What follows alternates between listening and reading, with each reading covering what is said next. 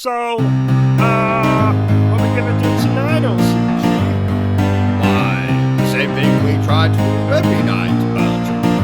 Take over the world. I mean, Twitch. Take over Twitch.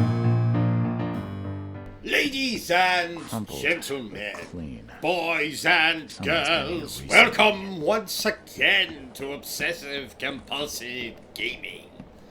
I am the Obsessive Compulsive Gamer, joined once again by my faithful manservant / buck totem Bertrum, and this is my review for The Sinking City. Somebody likes Now, my friends, The Sinking City was originally released in 2019, but as you can probably tell by the gameplay here, I'm actually reviewing the PlayStation 5 version that released What?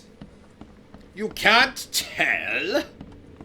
The game still looks like arse? Oh well. C'est la vie, as the Germans say. In The Sinking City, we play as Charles Reed, a private investigator with the emotional range of Donald Trump's hairpiece. He's being plagued with strange nightmares and visions, and has come to the city of Oakmont, and soon is wrapped up in a mystery involving fish, cultists, the KKK, and fish. At the start of the game, we are told that this game is inspired by the writings of H.P. Lovecraft, which means it will feature tentacles, madness, cults, ritual sacrifices, and a disembodied corpse using its own head to kiss a young woman's downstairs. Though I think that last one was only in the film Reanimator, not the novel, which is a damn shame because I would have loved to see that described in graphic detail. Oh, and for any woman watching this video, please know that Lovecraft is an author and has absolutely nothing to do with enjoying crochet or papier-mâché.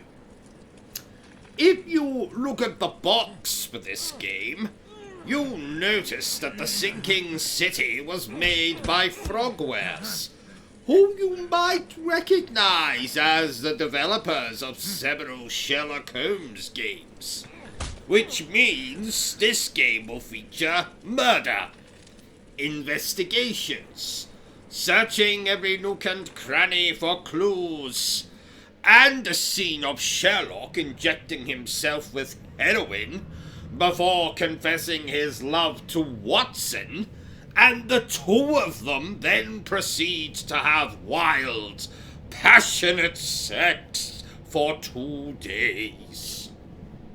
Though, I think that last one is only a fantasy of mine, not an actual Sherlock Holmes story.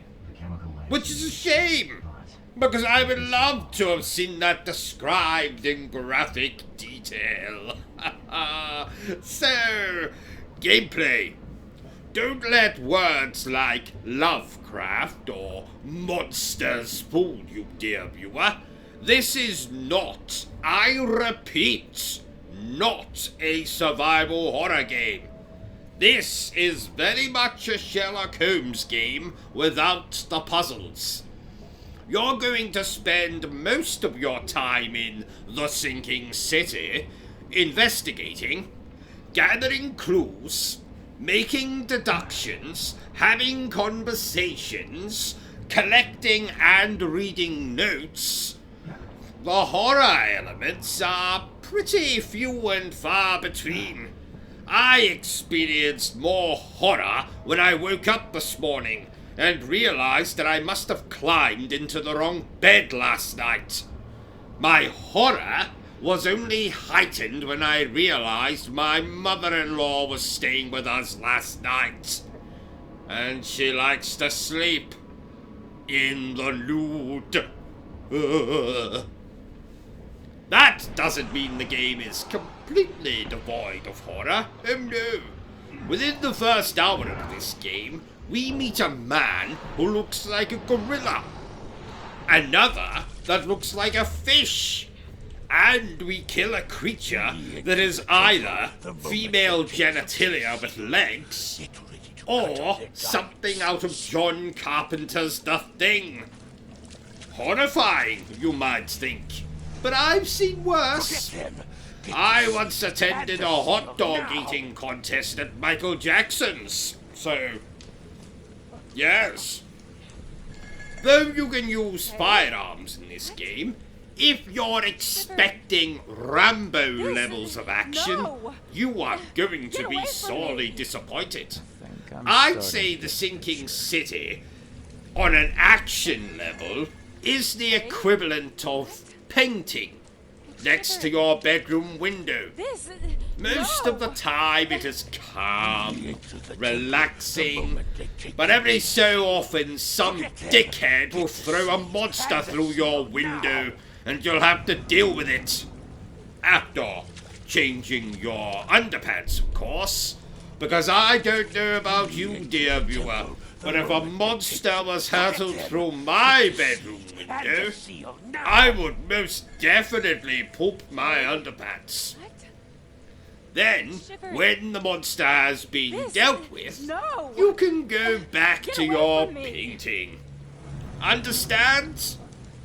What I'm saying is, most of your time in the Sinking City will be spent on investigating, walking, searching houses, etc., with only the occasional moment where you might have to shoot a monster, which is probably just as well, because the controls in this game are stiffer than me watching that scene in Reanimator when a disembodied corpse uses its own head to kiss a young woman's downstairs.